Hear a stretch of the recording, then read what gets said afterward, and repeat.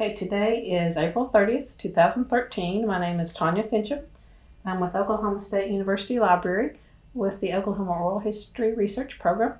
And I'm here in Norman, Oklahoma today to speak with Al Sutherland, the Mesonet Agriculture Coordinator. And we're going to be discussing the Mesonet among other things. So thank you for having me today. It's great to have you here. Let's get started with learning a little bit about you. Tell us when and where you were born, and then we'll work our way forward. Okay. I was born on April 6th, 1952, and that was in Philadelphia. But I was only there for 2 months. My dad was in the Navy, so very quickly we moved back to Rhode Island, where we were living at the time. And where did you attend high school? High school was in Phoenix, Oregon. Did you have a favorite subject? In high school? Not really at the time. I was just trying to get through. I pretty well did well in all of my classes. So I was really focused on doing a good job in terms of schooling. So it didn't matter what subject. Were you in 4-H or FFA? No, in none of those things. I kind of dabbled here and there in sports and stuff, but didn't really stay with anything in high school much. Okay. And what did your parents do? My dad at that time, well, they were divorced. My dad was out of the house in high school. My mom was working as a secretary. And then she did that during the day, and then at night she would work typically at a restaurant, either as a hostess, usually. And were you an only child? No, I have 2 other brothers. And what order are you? I'm the oldest. Oldest, okay. So you graduate from high school, then what? Graduate from high school. I then went to, it was Southern Oregon College, and I think they've changed the name to Southern Oregon State College, but it was in Ashland, Oregon, and studied radio announcing, geology, and then transferred to Oregon State University, where I intended to go into forestry, but as one wise person told me, only about 10% of the graduates were getting jobs at that time. So you really had to be right at the top academically. And so I switched over to horticulture because there was just a lot more opportunities, and graduated in horticulture. With a bachelor's? With a bachelor's, yeah. And then from there, I went, my first job was actually down in, I worked at school part-time on their research farm. And from when I graduated, I got a job with Asgrow Seed Company as a farm foreman at their research farm in San Juan Bautista, California.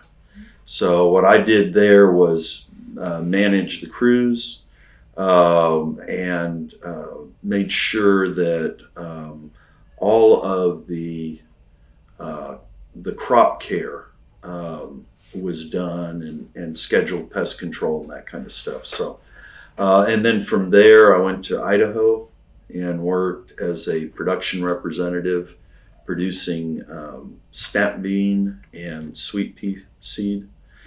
And then from there, I left and went back to school and got a master's degree at Ohio State University.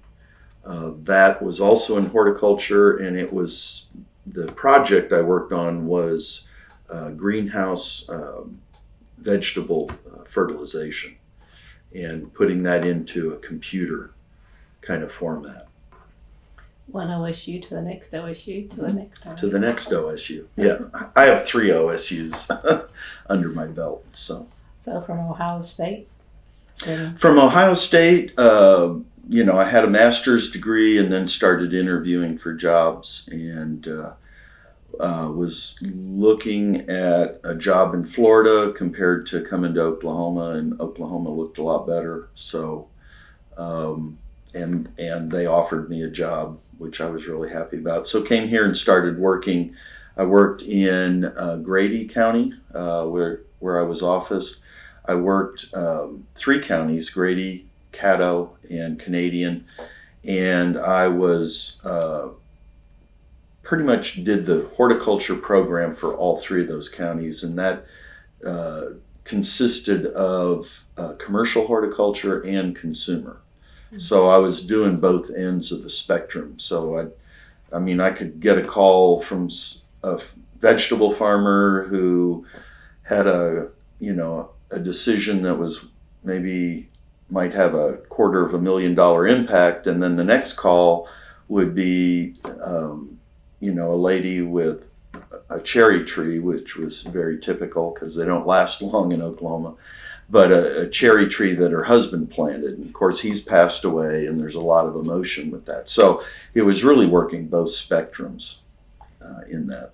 And when did you come to OSU, Oklahoma State? What year? I came to OSU in started January 1989. So. And then take us through your career once you got here. Okay. Well, I worked those 3 counties as a horticulture educator.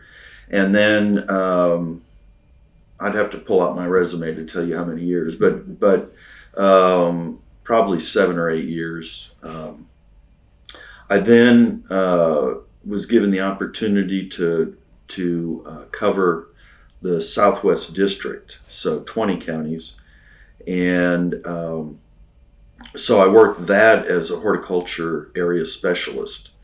And one of the things I did was I had a newsletter that I put out on a regular basis.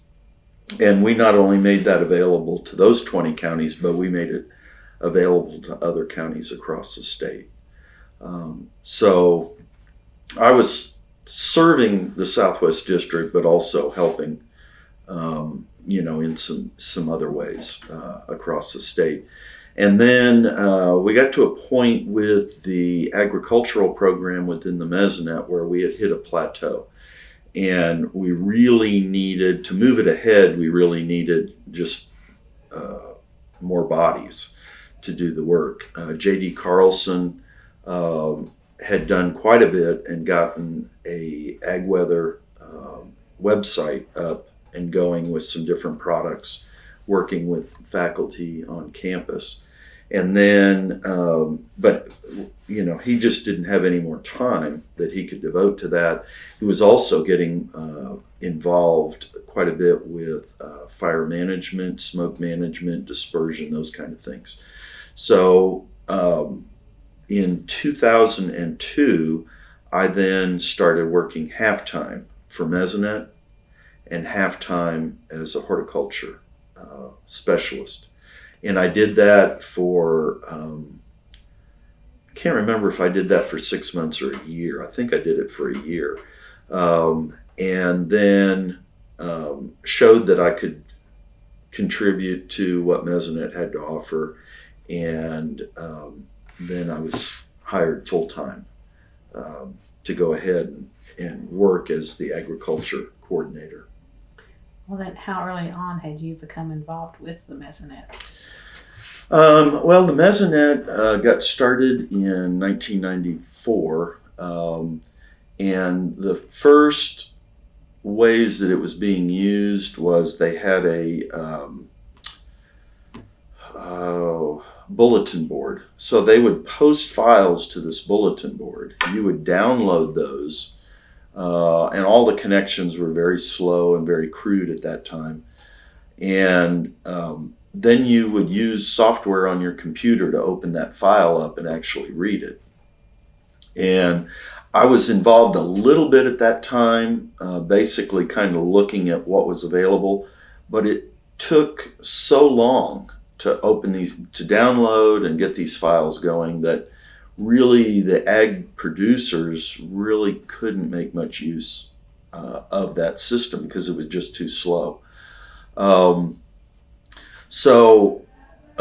In a short time, of course, around 95, the internet kind of got started, and then once that really got established, then the Mesonet was able to start delivering stuff over the internet, and that really kind of moved things ahead. So I was kind of sort of watching from a distance, and then Garrett Cooper's asked me to take his place on the steering committee. So I became a steering committee member in 1998 and was in that role. And my primary, I didn't have any formal meteorology.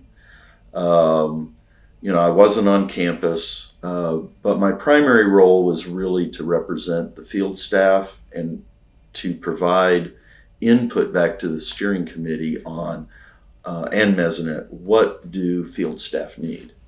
And Garrett Cooper's had really kind of gotten that started, and I continued in that role.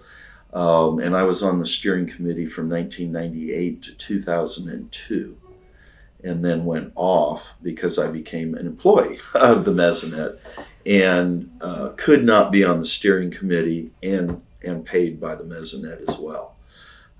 So that's when my role really changed. And at that point, then I went from kind of directing what we were doing and where we were headed to really managing the program on a day-to-day basis. So your job was to explain it out into the field, to the communities, farmers, whatever? Well, I really look at my job as there's two parts of my job. One is how do we utilize weather information within agriculture? So part of my job is product development, and I've got good organizational skills, and I also have worked enough with computers over the years in a lot of different ways that it's fairly easy for me to look at what we need to do and then go talk to programmers and do the coordination work of a project to get that to completion. Knowing what not to do, not getting too caught up in details or things that maybe, they would be nice, but require too much effort to get them done. So that's one part of what I do. The other part is the educational part. And that is actually going out and explaining, okay, here's this product, here's what it does, here's what it tells you. And then working with other faculty on campus at OSU to really, how do we use this in a drought, or how does this information get used in a heat wave or rainy spell or cold spell or those kind of things. So it's really those two missions, and they tend to, there's an interchange there, because if you're getting feedback from trying to teach it, then you realize what people are not understanding, and you can go back and kind of rework the products to make that work. So in a typical day, take us through a typical day. I'm very project oriented, so there is no typical day. But if we're a lot of our projects, the bad thing about them is that they take multiple years to do. Mm-hmm. Like, we started working on updating our evapotranspiration models. At one point, it took almost 2 years to get that done, and actually from beginning discussion with folks to get that actually programmed to where somebody was actually using it. So that's why I say typical day. So the projects come in and run. if I'm doing, like we just did a cattle comfort advisor, so there were meetings there with faculty. We met on that project. We met with Chris Richards, David Lallman in animal science, and then from a field perspective, we had Bob LaValle and Greg Heifel, who all participated. So we got them involved from the very beginning. Chris Richards identified the science that we wanted to use, and then we began to look at how would we take that and put that into a product online. So are we going to have tables? Are we going to have graphs? Are we going to have some other form, or maps, I guess would be the third one. So how are we going to put the information together, and then what information is going to take what form? And we've worked on enough projects that it falls in place pretty quick. For instance, we know that time series data, you really need that on a graph. We try to back that up with a table so that if maybe you're colorblind or some people just like tables better, they can kind of go back and forth, or maybe they want to pull the data and look at it in a different way than what we've got it modeled. If we do maps, that's more of a geographical perspective, but it's a moment in time. So we kind of go back and forth with those. So those discussions go on, and I would go and take the information, put a plan together to go to our designers and tell them, what are the specs that we're really looking for on this particular model. And they would come back. Typically, they come back with an initial design that we start talking about, and then we have some really good people, and they'll kind of hammer away at it until they get what they think is a really good design. So I'm in discussions with those people, and then, as part of a project like that, we then start going out and doing educational programs. So we now begin to, once we have a product that's online, we pull that back in and blend that into other parts of a program. So I would go and talk to cattle producers, and yes, I would talk about drought and rainfall and those kind of things, soil moisture, but we would also talk about the cattle comfort advisor. So we don't do programs so much, on a particular product, but more on a commodity type thing.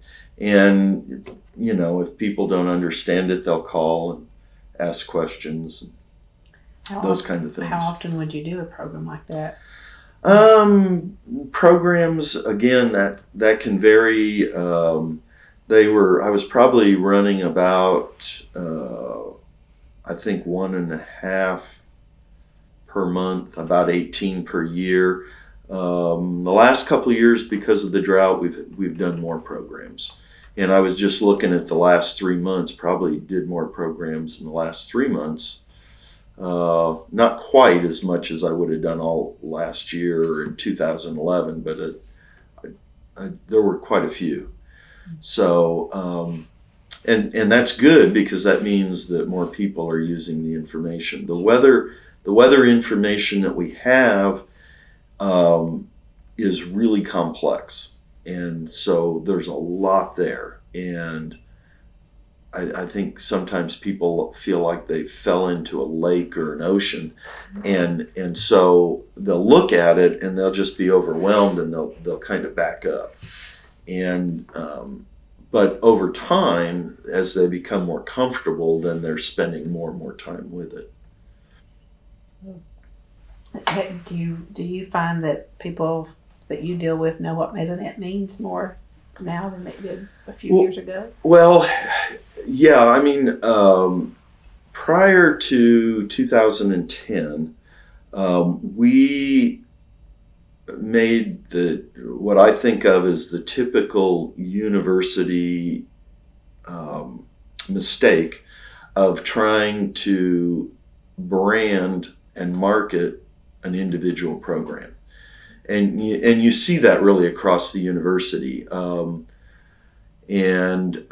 know there was a time, and I can't remember exactly which president, but there was a time where OSU really worked hard on putting the logo into and I think it was with Halligan, but they had the OSU logo with the little triangle in it, and it was a lateral OSU in initials, and but they really, under his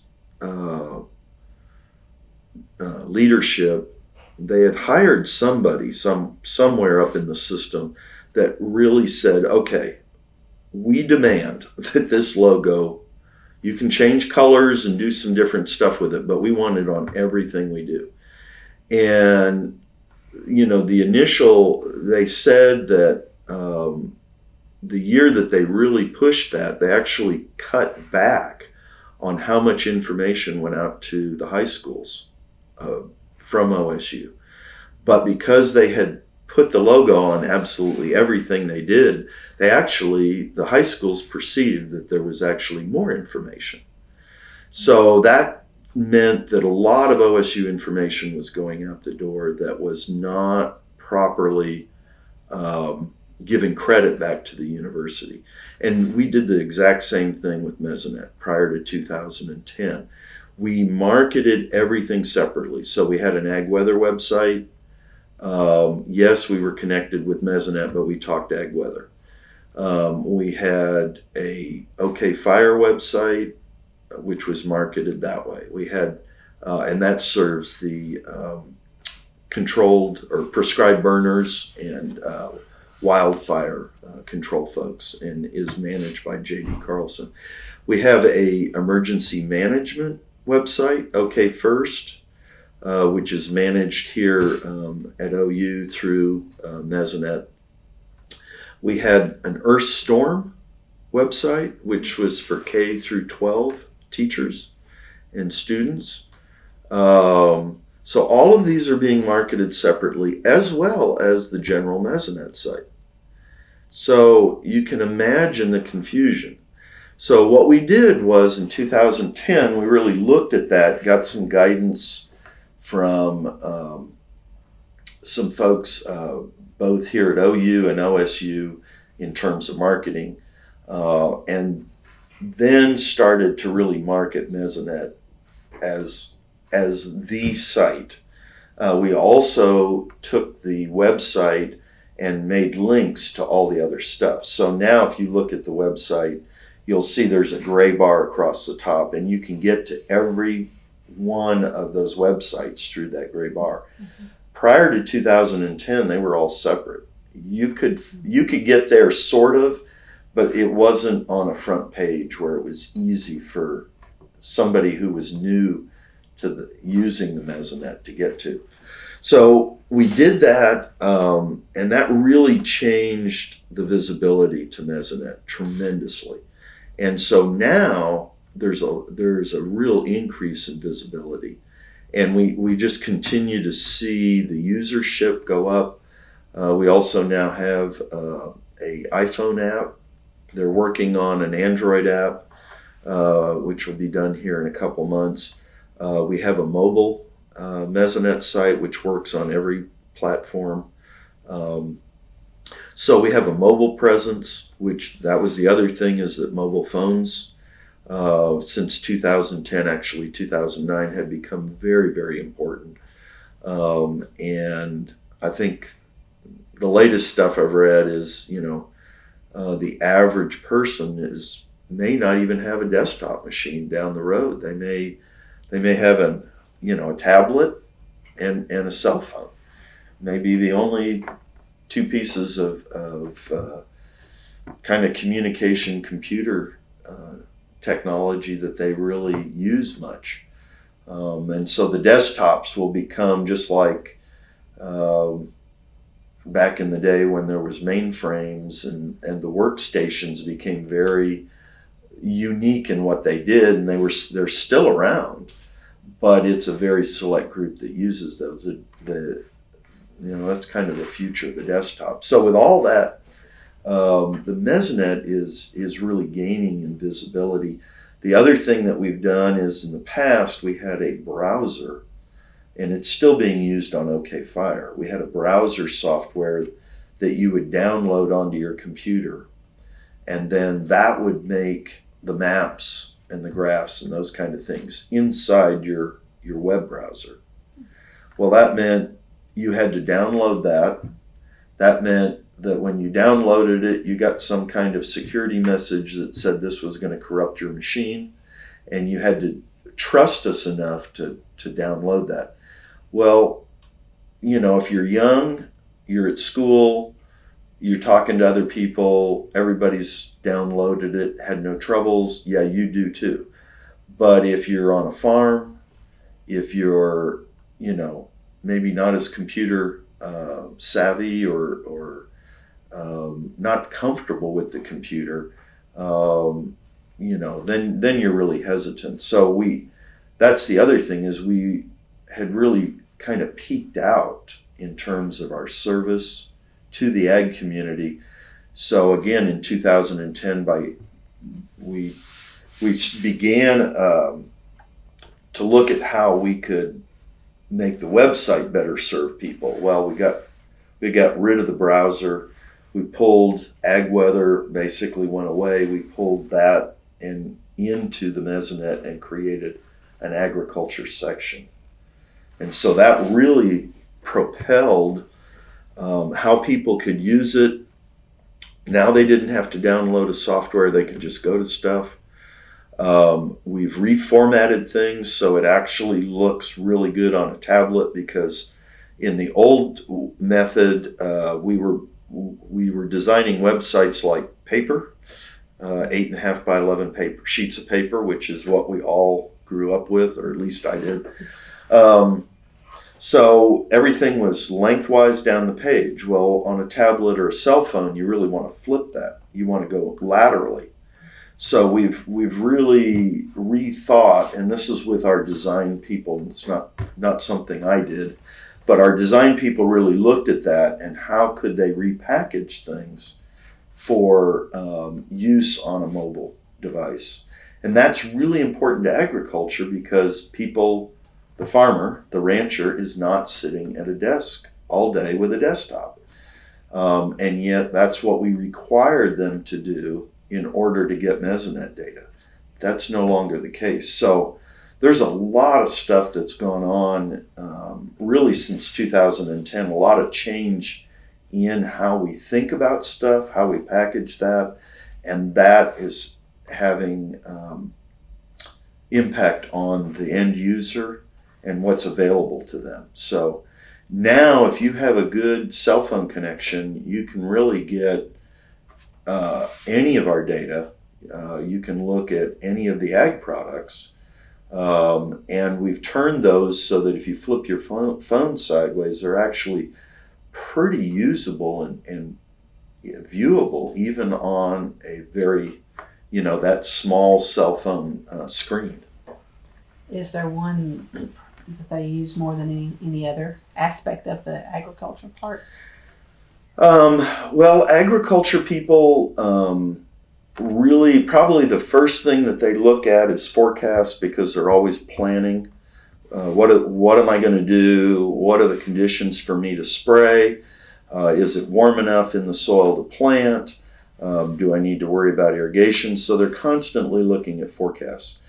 The Mesonet, what it really does is it kind of locks in what are the current situations right now. So it gives you a look at kind of where you're at in relation to that forecast. So maybe things aren't, maybe the forecast conditions are different, or have changed slightly. Maybe there's more wind or less wind than what they forecast, or the temperatures are a little different. So, and then The other thing that a farmer looks at is the climate perspective. So I'm here now in relation to my crop or my livestock and what I'm going to do next. How does that relate to what I've done in the past? So agriculture folks are interesting because they need the climate, they need the current information, and they need the forecast. Mesonet really is measuring and monitoring that moment in time. So the current situation. Mesonet only goes back to 1994. Then we have records that go back to 1921 from a climate perspective, and with a good record set. And then the record set gets a little bit sketchy back to 1895. And prior to 1895, there's only a little bit of weather data. Oklahoma City goes back to 1890, and I think Tulsa does as well. But that would only be 2 locations out of the whole state. So really, the climate record starts at 1895. It gets better in 1921, and then we get to 1994, and we've actually have 5-minute data from the Mesonet since 1994. So that's where we're at from a climate perspective. And then the forecast, that's the National Weather Service.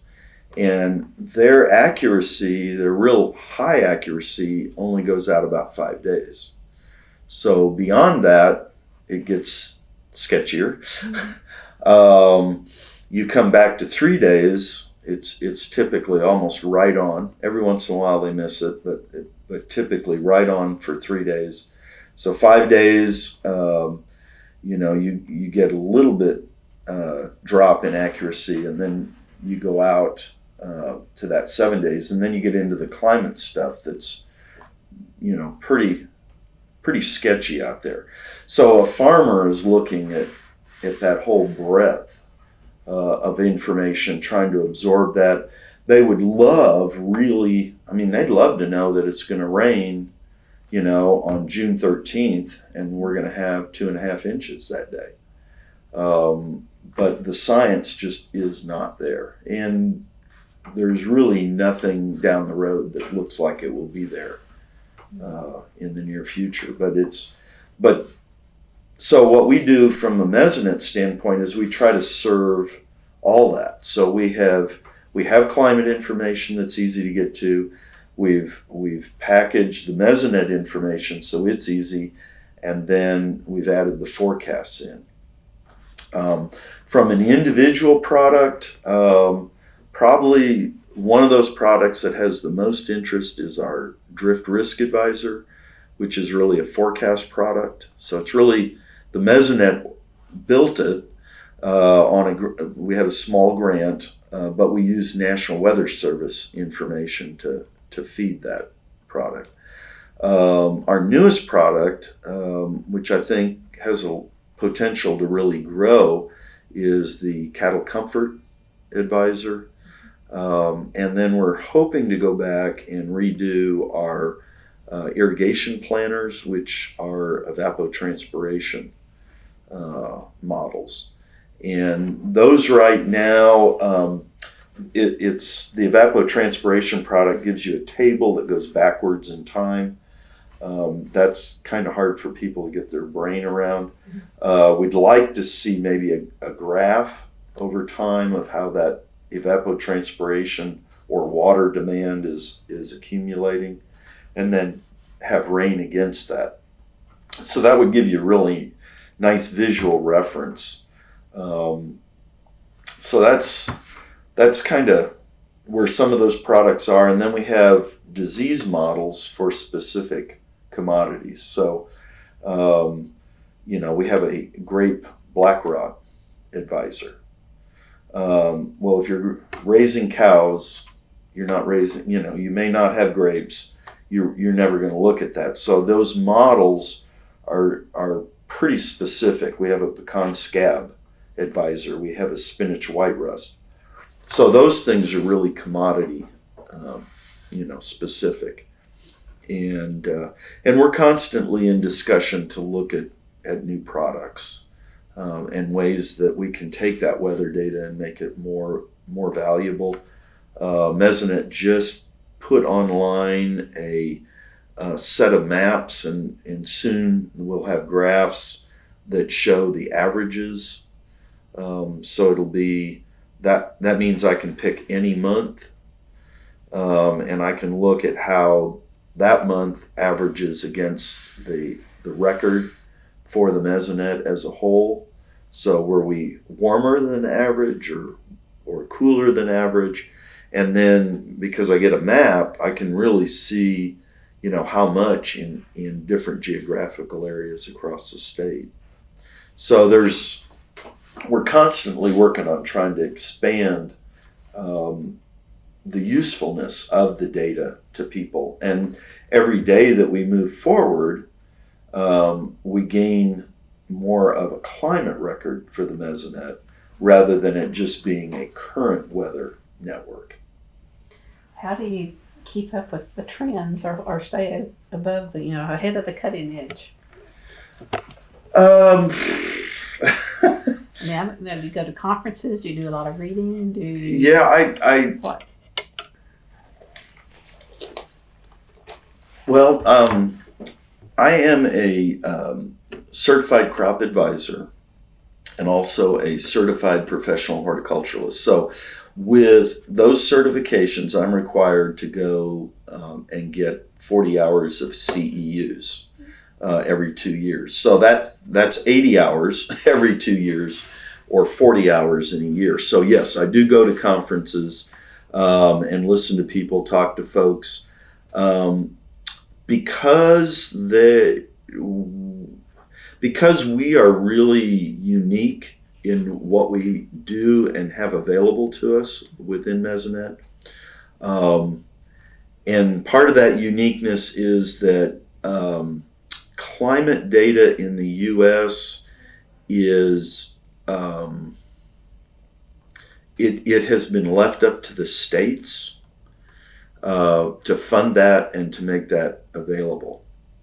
So the Oklahoma Climatological Survey is really fortunate. They are the largest climate survey office in the nation. There are many states that have one person in their climate survey office.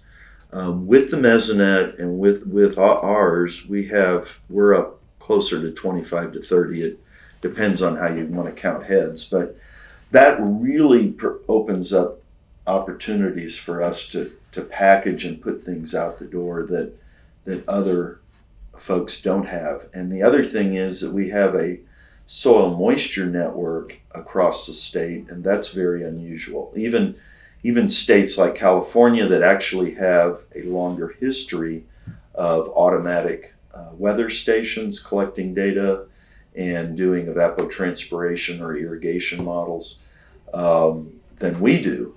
They don't have that statewide network of soil moisture readings. They'll have them in set sites. So that's really a unique opportunity for us to create, a very unique product. Puts a little pressure on you too, I guess. Well, it puts a little pressure on us, but it means that, yes, I look for stuff in traditional avenues, but we also have to look in kind of some non-traditional modes. So, and because I'm very concerned about product delivery, it's also important to keep up with what is the communications technology doing out there. And then the other thing I try to pay attention to, and I've really been trying to pay attention to recently, is how is that passed on to the general public? Because a lot of the presentations that I go to they look like presentations that were done 10 years ago or 15 years ago. It's on a PowerPoint, but it looks a lot like, what used to be a transparency put on a projector, because it's just a list of text, bullet pointed. And we have a lot more options available to really kind of provide education and understanding to people. And that's really important from the weather standpoint because, again, that weather data, I can show you maps that you'd look at and you just kind of sit back and be shocked at because the information was created to communicate to trained meteorologists, not to you as a person in the general public. So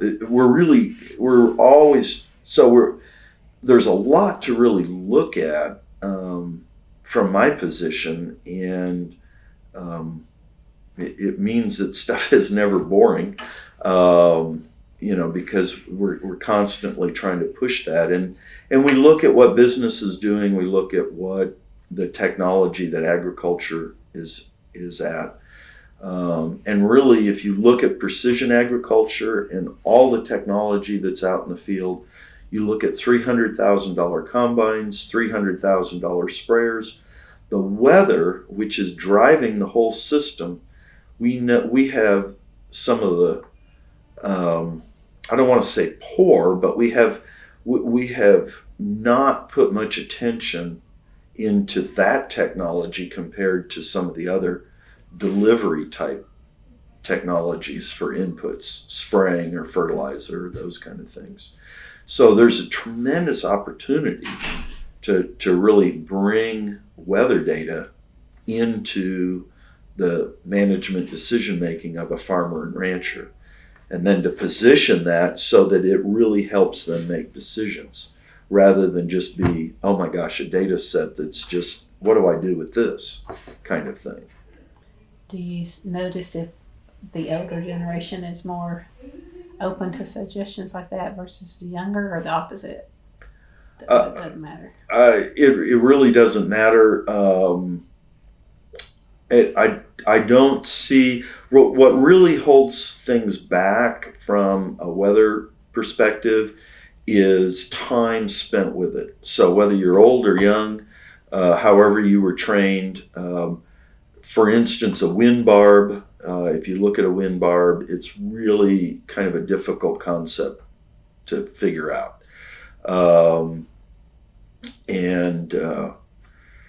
Because what the meteorologists did, they started out with an arrow and then they chopped it in half and they left the tail end of the arrow. Then that wind barb not only shows you wind direction but wind speed. So there's two sets of data communicated in that. And unless you've looked at it for a while, it really, it doesn't matter whether you're young or old. If you haven't looked at that for a while, it doesn't immediately come to mind. But after you've used it for a couple months, a year, 2 years, then it immediately communicates to you what needs to be communicated.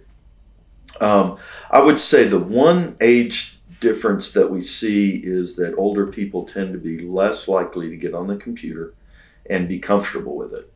I talked to one farmer one time who had become scared to death to get on his computer because every time he did, he quote screwed something up, and his wife was always griping at him. So when I showed him the tablet, an iPad, he was thrilled to death because he looked at that as something that he could use as a computer tool, but he couldn't screw it up in his mind. So you've got a lot of different perspectives.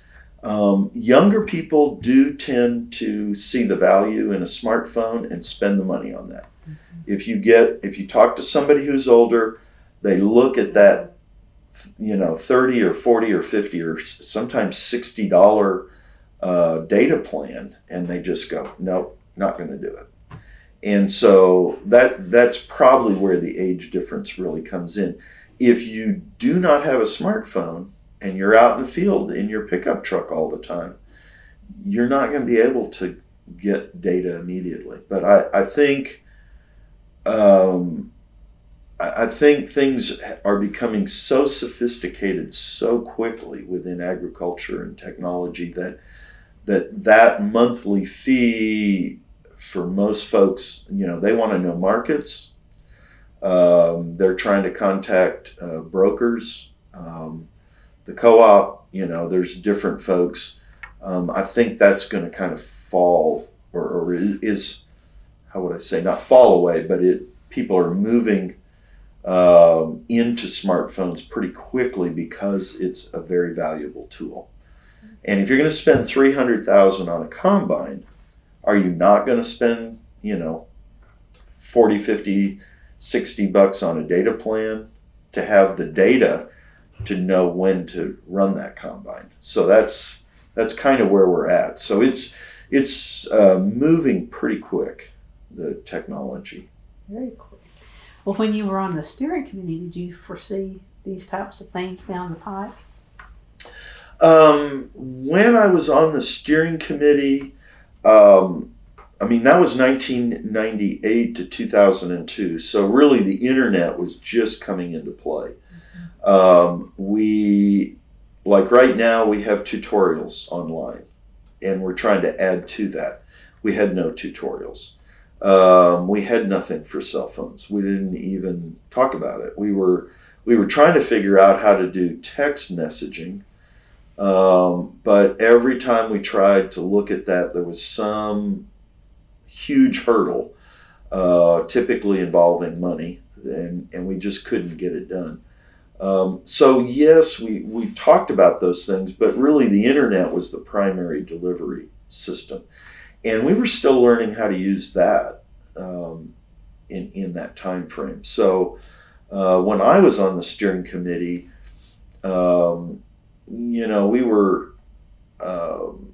we had J.D. Carlson, who was doing the ag program and the fire management, weather. So his duties were split. We really had, a limited amount of stuff that we were doing. We were still trying to get the websites out to where people would use them. People were having trouble with the plugin, from a security standpoint, from a graphics card standpoint, so there were attitude issues, there were hardware issues, there was software issues in trying to keep up with the web browsers as they changed. So that was really kind of the focus. How do we best use the internet? And then it was really after that, cell phones really got going, after 2006, 2007, and everybody got to where they had one, but especially in rural areas, smartphones, forget it, because the bandwidth was not there to send data. And even now, I can drive from Chickasha to Norman, and when I go through Blanchard, I have calls that are cut off. So there in those areas, not only can you not get data, you still can't make a phone call and have it be reliable, because you're likely to get dumped. So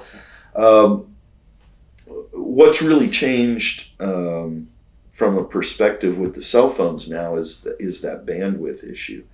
And I can drive out to the little town of Willa, where my daughter lives with her husband, and AT&T, the bandwidth out there is pretty sketchy.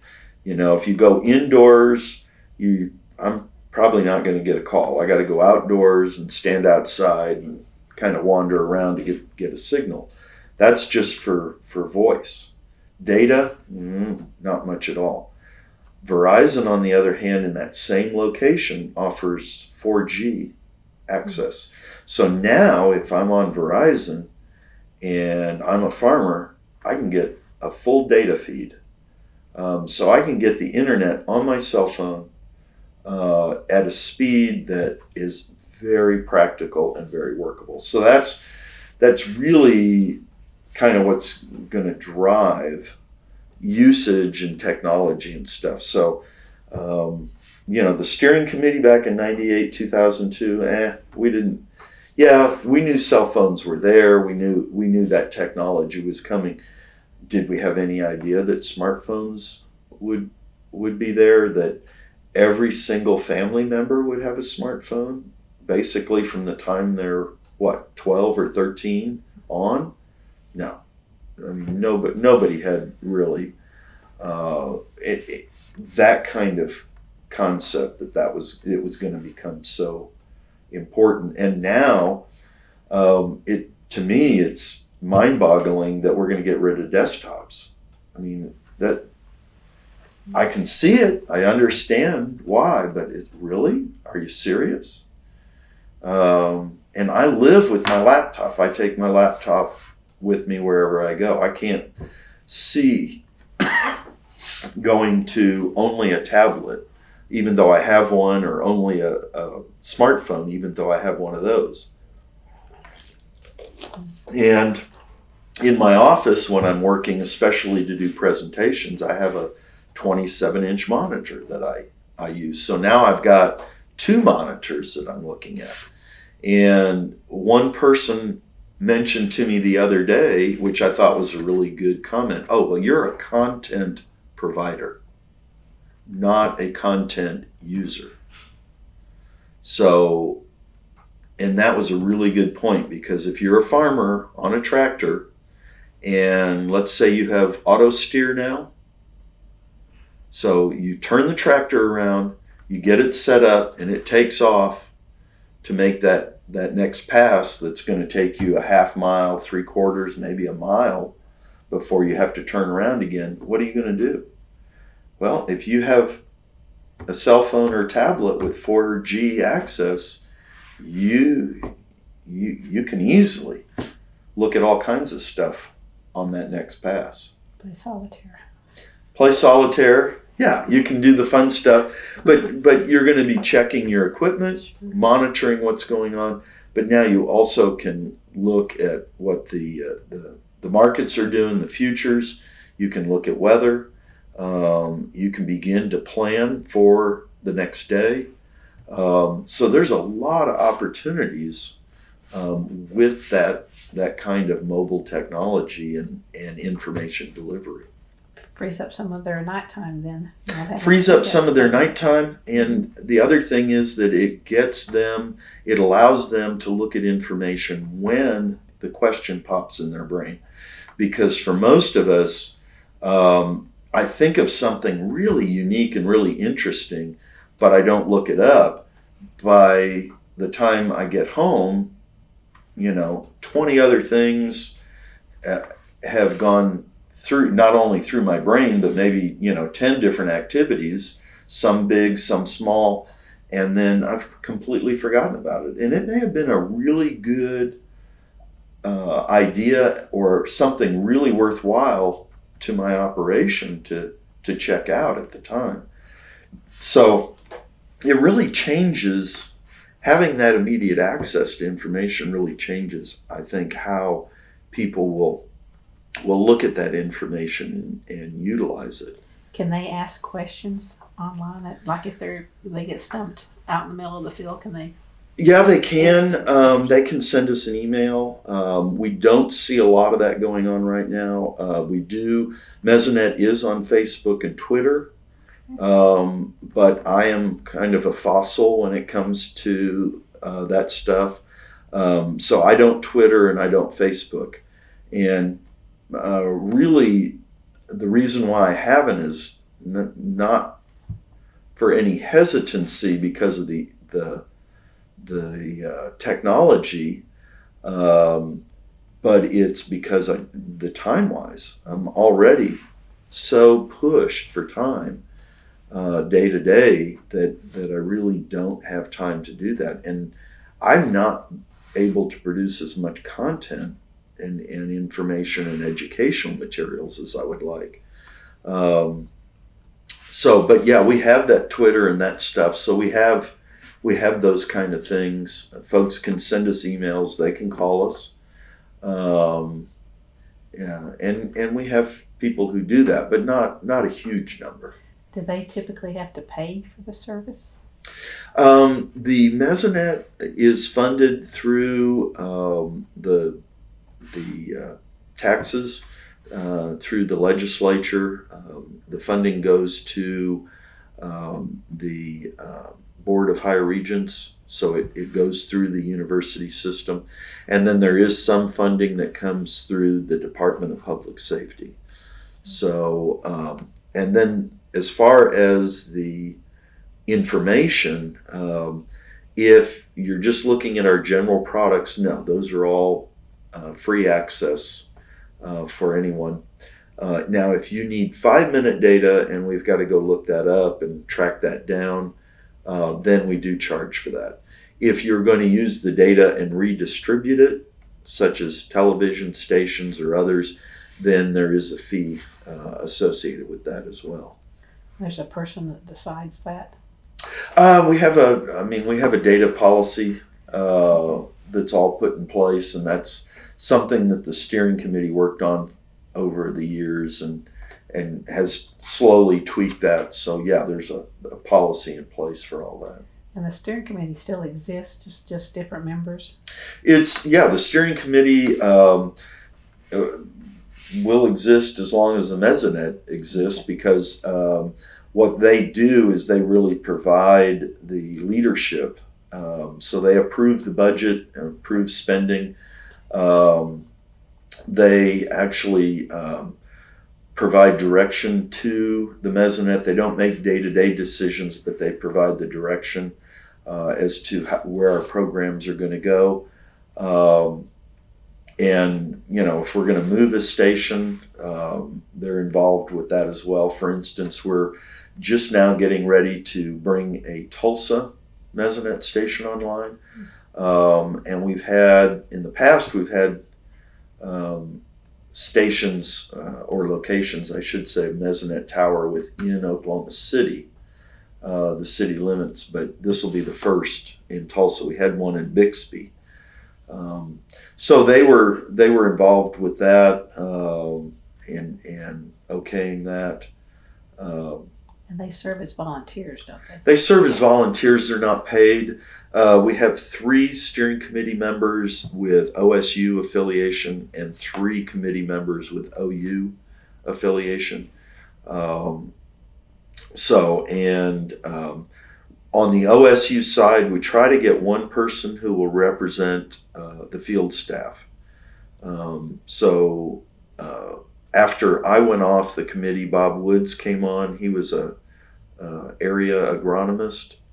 And then right now we have Claude Bess, who is our Southeast District Director for Extension.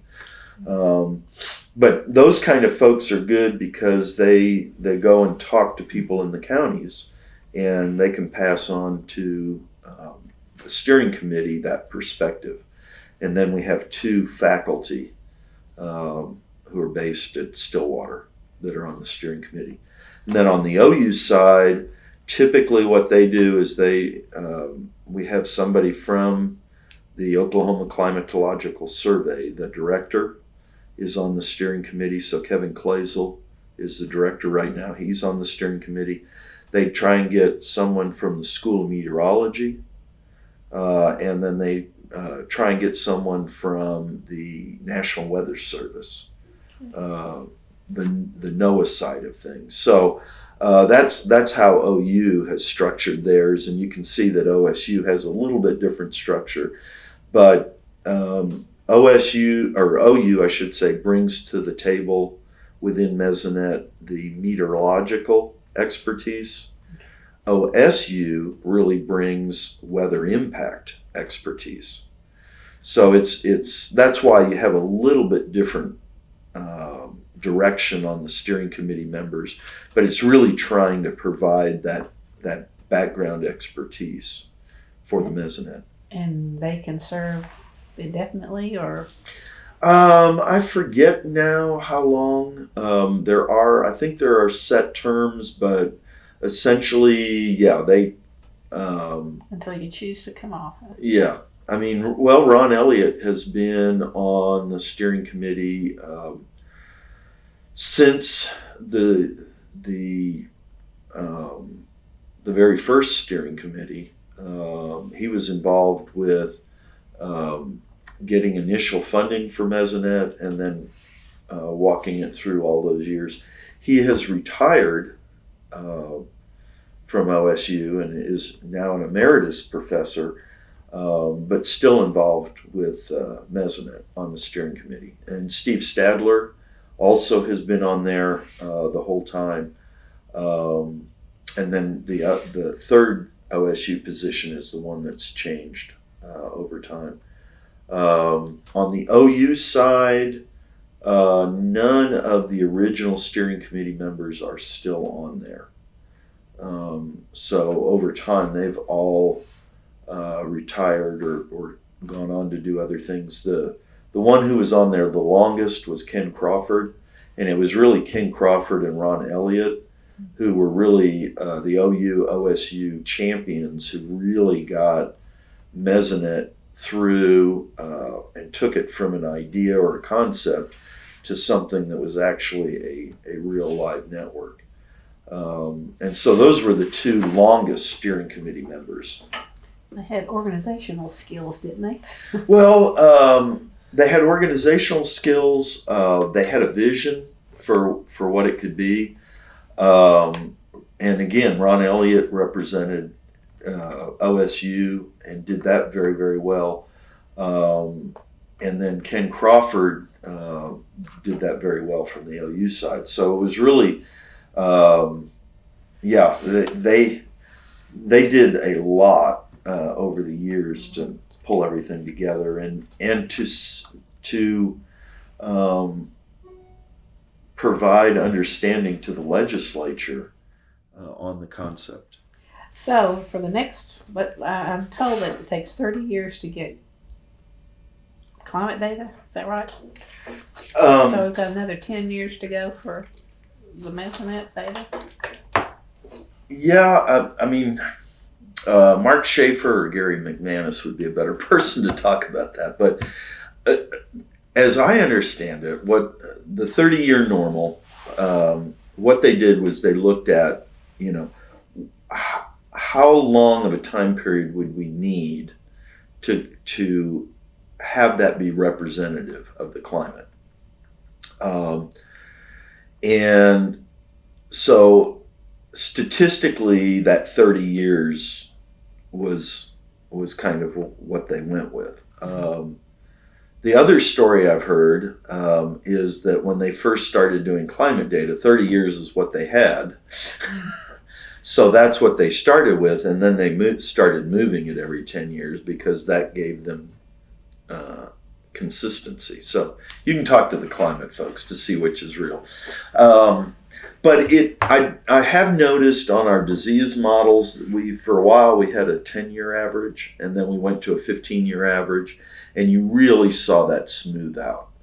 So if you take that to 20 years, it's going to smooth out more. If you take it to 30 years, it's going to smooth out more.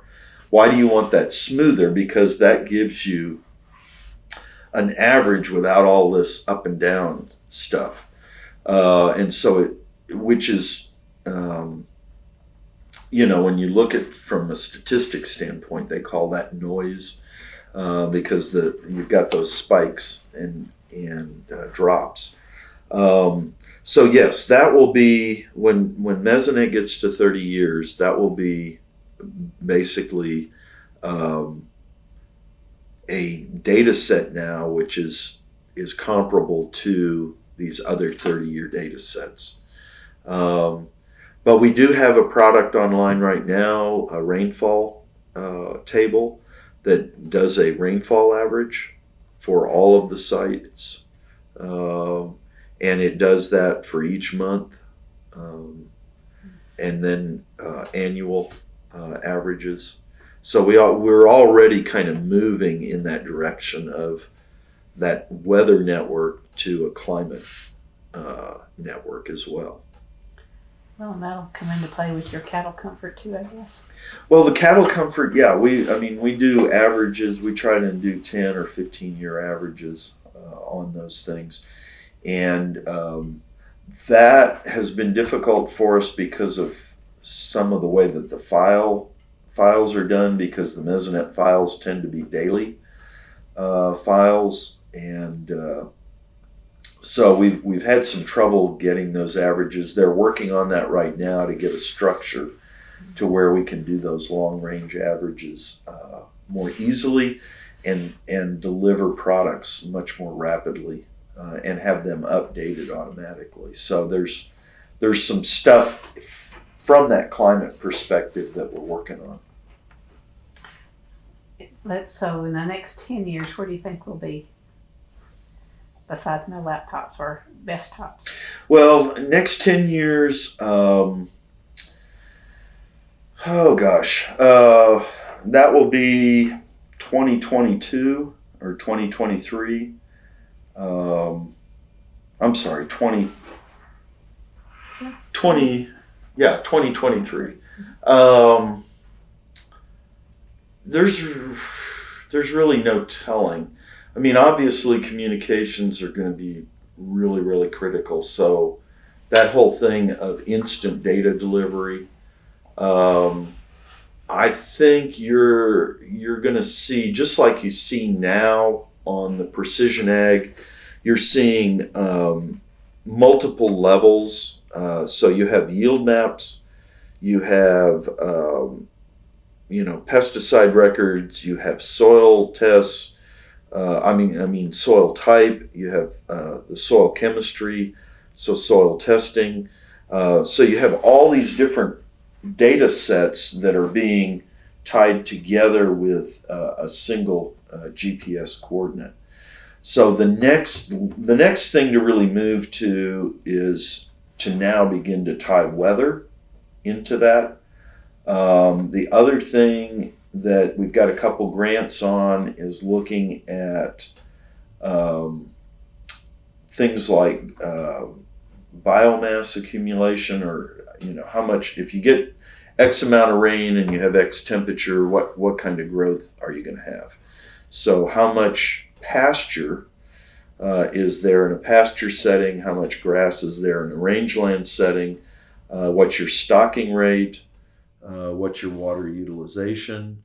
So really just a continuing fine-tuning of these inputs, but now not just with all of the current precision ag information, but weather information will be brought into that.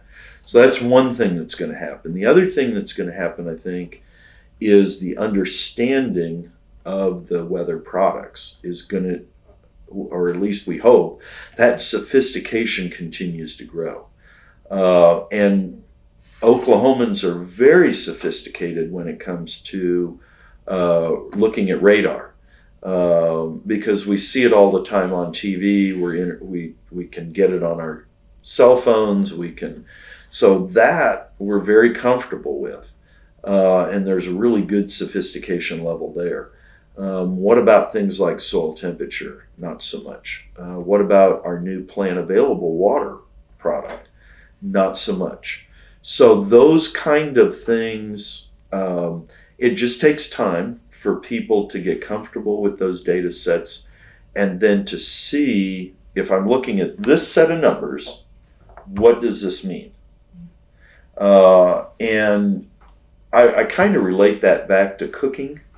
Especially if you're cooking cookies, if you get the oven 50 to 75 degrees too hot, you're going to burn them. You get it too cold, they don't cook right, they stay doughy. So you really try and get a very precise measurement. You don't just walk into the kitchen and go, oh, I've got a hot oven or I've got a cold oven. But yet, when we get to weather information on the farm, that's a lot of kind of where we're at now. Well, the Mesonet allows us to put numbers. So now, instead of saying, "Oh, it's a hot day," no, it's now I know that today hit 106 degrees, versus 2 counties over where it got to 115. And what are the implications to livestock or to plants when the maximum temp is 106 versus 115. So over time, we're going to have a lot better understanding of what those numbers mean, and then how our not only plants but also livestock, pets, humans what are the impacts on them as well. So in 10 years, with a more sophisticated understanding of that weather information, with instant delivery, it becomes more of a integral part of the decision making process. So that's kind of what I see. What's that going to look like? I mean, who knows? We're still going to be looking at screens. We're still going to be looking at, maps or tables or graphs. But maybe maybe it'll be a wristwatch, or maybe it'll be. I saw one presentation where it was pretty sophisticated, but he actually had all of his graphs done in 3D in the air. And he was moving around in front of that graph, and there was nothing behind it. So it was like a hologram. So will we have that kind of technology? I don't know. Google is working on a glass where you put on a glass and you're actually seeing data sets off to the right. I think for an older person that would be really hard to get used to, but for younger people, they can process information a lot quicker. They can, and it does not bother them as much to have interruptions and stuff. They may be using that kind of technology. So, but however that data is delivered, it's still that understanding by the person, and then being able to put that into a decision-making process. That part is not going to change. I mean, that's really important. And then the delivery technology will change quite a bit. So your teaching aspect will be there for a while. The teaching aspect is very, very critical. I mean, that's the part that we've been missing. We've had it, but it's been pretty rudimentary so far, in my opinion. I think we can do so much more with it. So that's really the aspect that we're looking at. So the tutorials we're working on are really important to us. I'm busy rewriting content from a printed perspective, trying to put it into more of a decision-making process. And what has, I guess you could go back and say, well, why haven't we concentrated on this more? Well, we really needed to get that foundation of product delivery.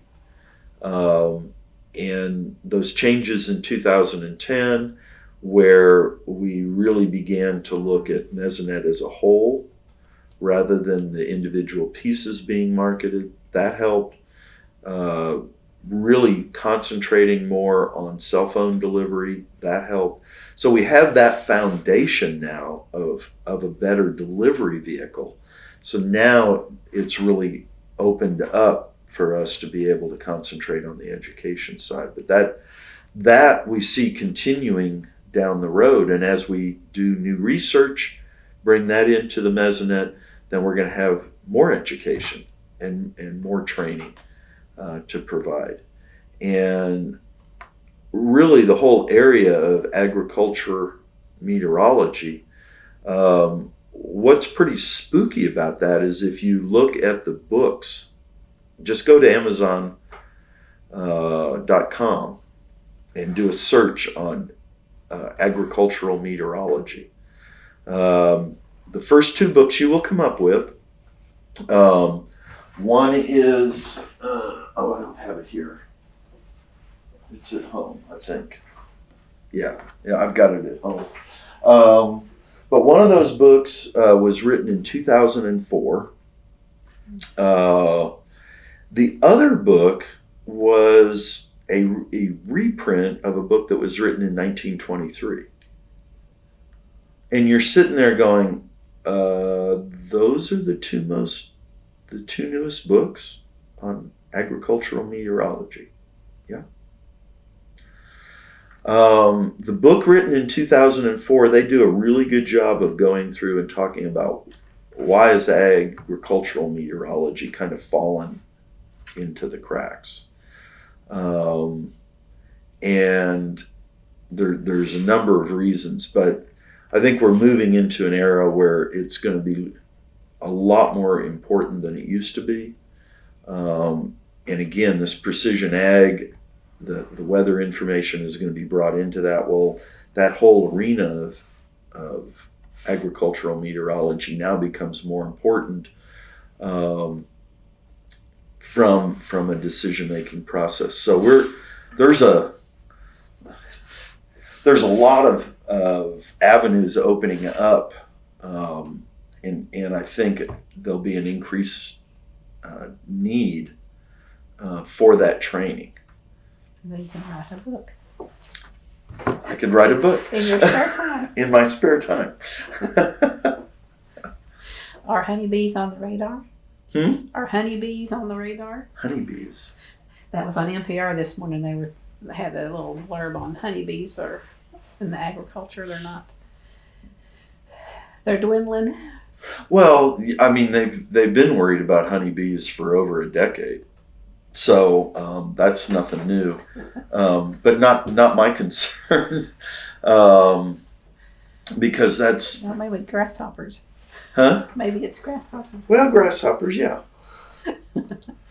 But no, we leave that to the entomologists, and the honeybee situation, really the other thing that's going to drive agriculture, you've got, I mean, not only do you have an increasing population, so we need more food, but you also have a changing climate.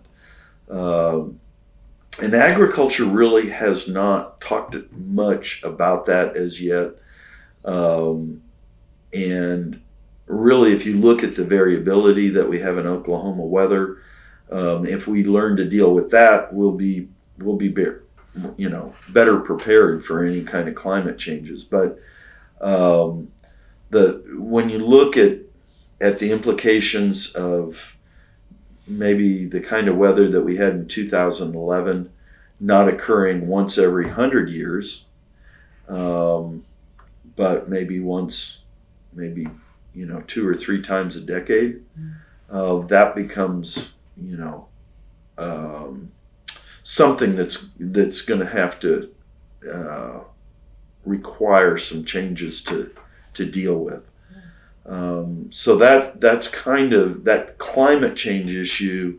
It is another kind of part of the future that's going to be there. Mesonet will be there too then. We hope. There is right now. There's a lot of concern about government funding, and one of the things that Mesonet has done very well is provided very high quality data.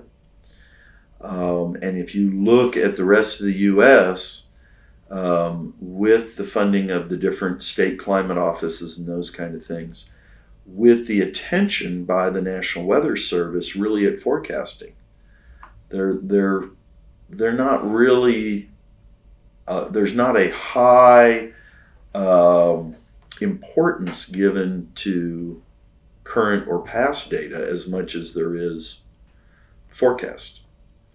And that's how meteorologists are formally trained. They're trained to forecast. Well, once we get into tomorrow, what do we look at? Well, we look at tomorrow. And when that day gets here, then they look tomorrow. So a trained forecaster is always forecasting. They use the current conditions. It is important to them, but they're looking at that as to how it impacts the next forecast. Well, if you look at what we need from an ag meteorology standpoint, we really need that long-term climate record, and we need a good record. We need an accurate record. And one of the things out there is that Mesonet has a very high quality data set. Get outside the states, or outside Oklahoma, it becomes more sketchy. And so that's one of the things that is going to kind of drive where things go, is how good is the data going to be out there, and will society be willing to fund that one way or another, either through business or through the government, to make that happen. And right now, the weather, kind of the weather area is looking at cuts, not stable or increasing funding. So I don't know how all that's going to play out. Have any regrets from coming over to the Mesonet? Any regrets? Mm-hmm. No. When I switched, one of the things I looked around was we had J.D. Carlson, who was working with the weather side of things. So we had one person working on the weather side in agriculture. When I look back at the number of quality horticulturalists that we had across the state, we had quite a few. So it was a pretty easy transition to switch over to the weather side of things, because I knew on the horticulture side that we had really good expertise there. And so no, I've never really looked back and regretted that move. I think it was good for Mesonet. I think it was good for kind of the state of the art of where things were at. And I think from a career-wise, it was good for me, because I had some talents that could be utilized to move things ahead. And hopefully, I mean, I'm not trying to say that from a big ego standpoint, but hopefully that's something that other people have seen the value of as well, as things have changed with Mesonet.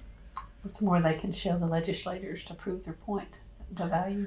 Well, I mean, we've worked hard to show impact for the amount of money that comes to us.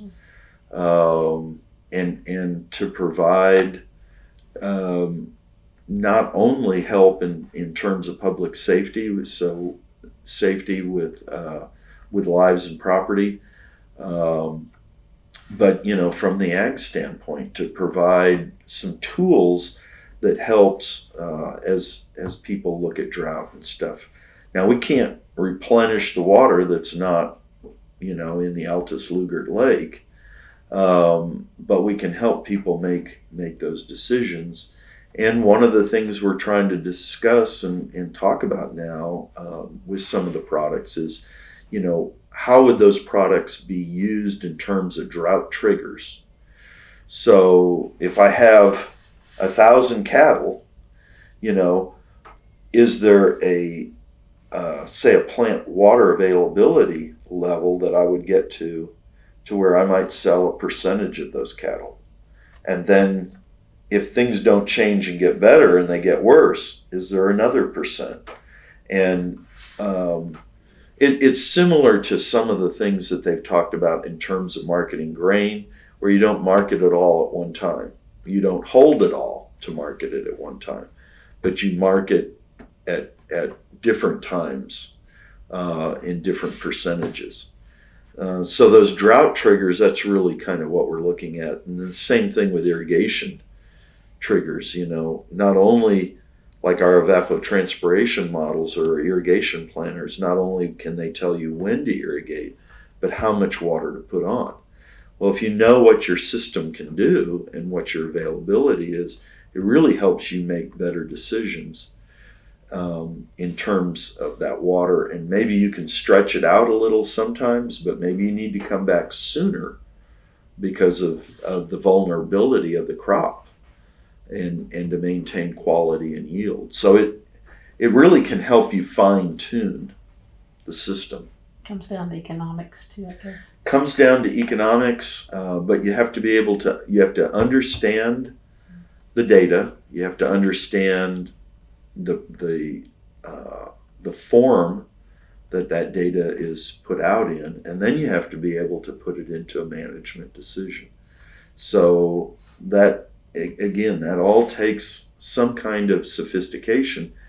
And if you've never been exposed to that data before, it's so new, it's hard to incorporate it into a farm or a ranch operation, which is already a very complex system as it is, with lots of decisions being made on a day-to-day basis.